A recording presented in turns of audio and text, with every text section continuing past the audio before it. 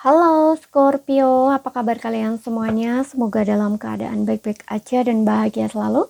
Kali ini kita buat general reading dan sifatnya timeless ya. Namun timelessnya sepanjang tahun 2026 saja ya. Dan ingat, ini juga nggak resonate untuk kalian semua. Ambil positifnya aja, selebihnya buang, bijaksana menyikapi. Kalau kalian ingin buat personal reading, konseling, atau konsultasi pribadi, kontaknya ada di keterangan profil ataupun di bawah video ini. Dan untuk melihat reading yang lain, kamu bisa cek di beranda ya, ataupun di video channel. Sifatnya timeless, jadi bisa kamu tonton kapanpun kamu ketarik untuk nonton atau baru nemu readingan tersebut. Oke, tema kali ini adalah seseorang yang akan datang padamu ya di tahun 2026 ya, untuk kamu yang berzodiak Sun, Moon, Rising, Venus, Scorpio ya. Siapakah dia orangnya yang akan datang pada kamu di tahun 2026?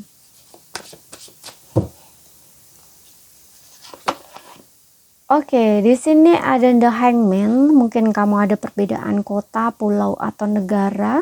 Dan aku juga ngerasa untuk beberapa orang ini adalah seseorang yang dealing dengan kamu saat ini. Kalian ada fase penantian, menunggu gitu ya, karena hubungan kalian gak jelas atau digantung. Seperti itu ya. Dan aku juga ngerasa untuk beberapa orang ini ciri-cirinya orang yang mau berkorban untuk kamu ya, rela berkorban untuk kamu apapun gitu ya, entah dari waktu atau apapun gitulah ya. Yang jelas di sini orang ini orang yang bersedia berkorban untuk kamu gitu, karena juga menandakan fase penantian atau menunggu gitu ya, atau kayak hubungan kamu kan digantung.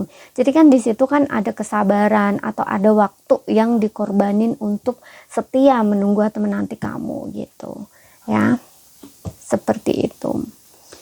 Dan orang ini cukup tenang, sabar, orangnya juga tidak mudah terburu-buru, namun ada sisi dia yang ego ya.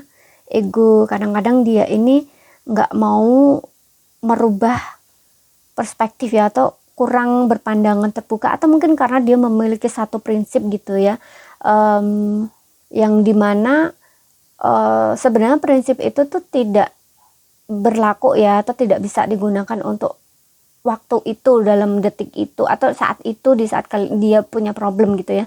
Tapi orang ini masih tetap mempertahankan kayak gitu loh, yang seharusnya dia lepaskan tapi dia nggak gitu ya. Contohnya ya, di saat kalian lagi sedang diem ini, atau kayak lagi sedang berjeda ini, seharusnya dia menyelesaikan masalahnya dengan kontak kamu, bicara sama kamu, tapi orang ini lebih ke tidak melakukan itu gitu ya, lebih diam gitu ya. Makanya hubungan kamu jadi seperti ini, kayak ngegantung-gantung gak jelas gitu ya, kayak orang yang lambat atau lama banget untuk membuat sebuah keputusan gitu, menunda-nunda lah, katakanlah seperti itu.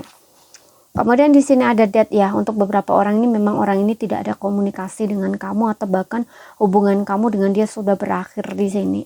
Tapi dia kayak orang yang masih stagnan gitu loh dengan kamu gitu, kayak seolah-olah tuh belum selesai gitu loh, ada sesuatu yang kayaknya belum selesai dengan kamu gitu ya.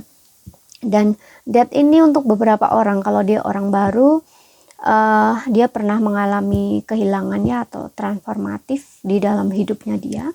Jadi ini prosesnya nggak mudah ya untuk Death ini, sangat menyakitkan, sangat melelahkan gitu ya, karena ada banyak hal yang harus dia lepas, rilis gitu ya, untuk bisa menjadi orang baru gitu ya, atau kayak memulai lagi kehidupan baru gitu ya, tentang pola pikir, sudut pandang, apapun gitu, bahkan dari dirinya dia sendiri ya, kebiasaan atau kepribadian dia gitu ya, yang dulunya itu bukan aslinya dia, kayak masih ada topeng-topengnya dan misalnya kayak gitu, ini jadi baru gitu loh istilahnya ya.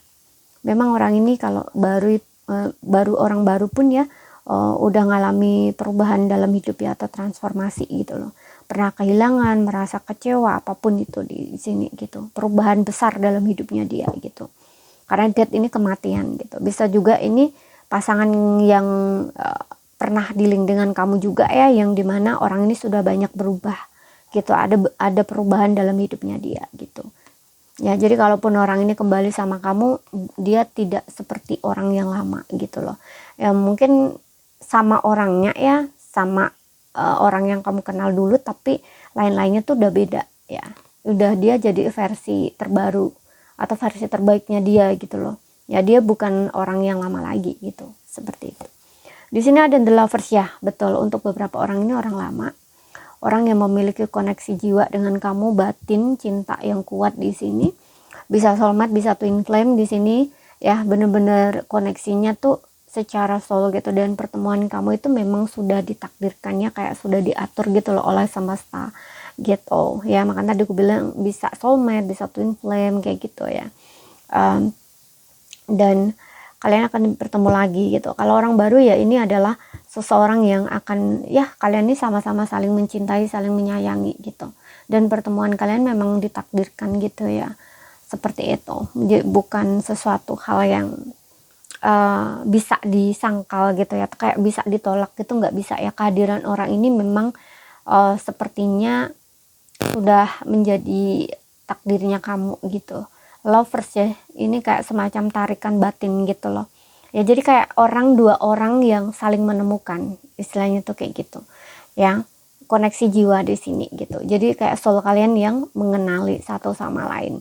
Makanya mungkin nanti ada sisi-sisi kamu tuh kayak ngerasa padahal dia ini bukan tipe aku loh ya, dia ini bukan seperti yang aku inginkan gitu ya orangnya gitu, kayak ciri-cirinya itu bukan seperti orang yang kamu inginkan, tapi entah kenapa kok kamu tuh kayak seolah tuh nggak bisa nolak gitu loh orang ini, kayak ada sesuatu banget gitu loh, sesuatu yang beda gitu loh ya. Padahal di pikiran kamu tuh kamu kayak seolah nggak mau gitu loh sama orang ini, tapi entah di batin ini kayak nggak bisa gitu loh nolak kehadiran orang ini. Nah seperti itu. Oke. Ini karena ini bukan bisa dilogikakan gitu ya. Ini memang kayak dasar hati kalian gitu yang sama-sama menginginkan gitu loh ya. Ini kayak orang yang mencintai apa adanya, seperti itu. Oke. Kemudian kita lihat ciri-ciri lainnya. Orang ini orang yang sangat bisa mengerti kamu, memahami kamu ya, karena ya saling mencintailah antara kamu dengan dia ya. Benar-benar love, jadi memiliki perasaan yang sama dengan kamu. Dan aku juga ngerasa ya untuk beberapa orang, biasanya kalau koneksi seperti ini tuh nggak butuh lama ya, untuk kalian saling meyakinkan satu sama lainnya tuh kayak nggak butuh lama gitu, karena ini bisa dibilang juga kayak satu frekuensi gitu ya, satu level gitu. Kamu akan mudah untuk beradaptasi gitu atau menerima gitu, nggak butuh kayak kejar-kejaran kayak gitu, nggak gitu loh.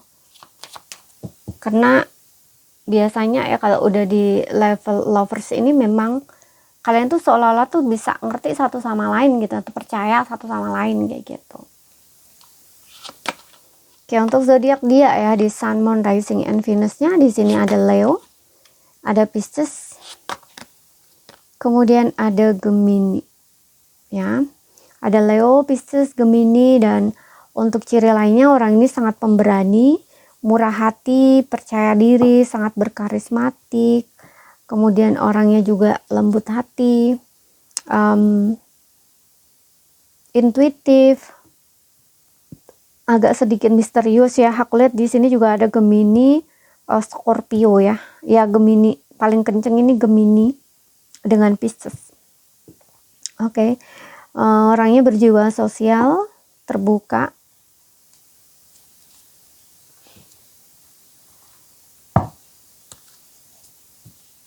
Kemudian kita lihat di sini untuk inisial dia ya, untuk nama panggilan dia, nama depannya ya, bisa ini nama depan, nama tengah, nama belakang gitu loh. Tapi untuk inisial depan gitu, inisial depan nama dia, nama panggilan gitu.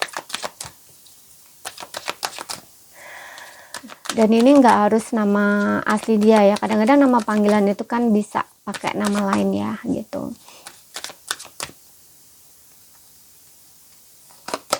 Oke, di sini kita punya G. Mungkin dia contoh nih Gio kayak gitu. Kemudian ada Z.